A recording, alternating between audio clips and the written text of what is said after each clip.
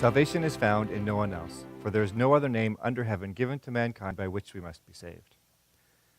There is no other name, because no one else claimed that they were going to come back to life after they died, and actually did it. Jesus did that.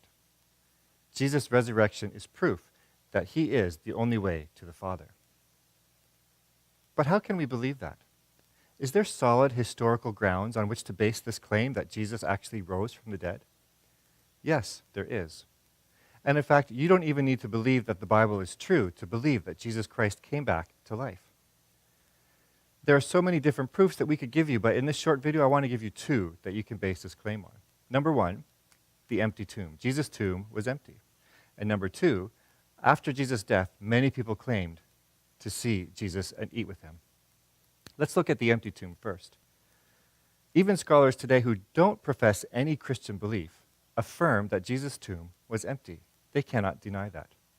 In the first century, the Jewish leaders were adamant that Christianity should not be allowed to exist. They wanted to get rid of Christianity, and yet they could not deny the fact that Jesus' tomb was empty. One scholar calls this positive evidence from a hostile source. In essence, if a source admits a fact that is decidedly not in its favor, the fact is genuine.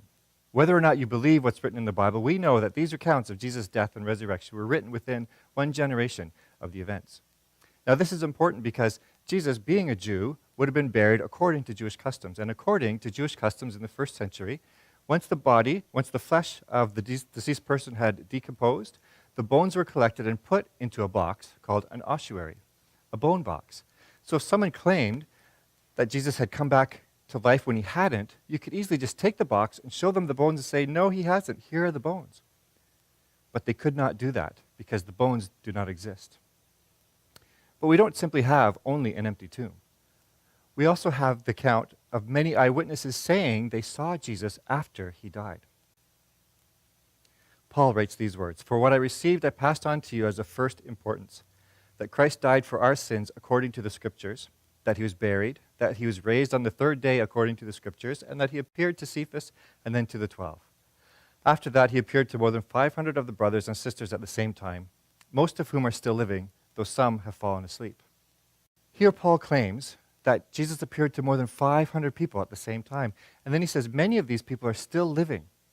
So that means you could find out where these people lived, go down the road, knock on their door and say, "Excuse me, did you really see Jesus after he died?" And they would say, "Yes, we did." You see, it could have been very easy to refute the evidence of the claim that these people saw Jesus after he came back to life. Without the empty tomb, you might say, well, they were having a hallucination, or maybe it was their fantasy, and they were just hoping that Jesus would come back to life, so they saw a ghost. But we don't have just an empty tomb. We have an empty tomb, and we have these accounts of people seeing Jesus after he died.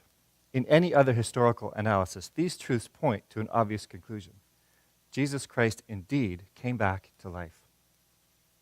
Jesus is the only one who claimed he was going to come back to life, and it actually did it. Therefore, there is no other name under heaven given to mankind by which we must be saved.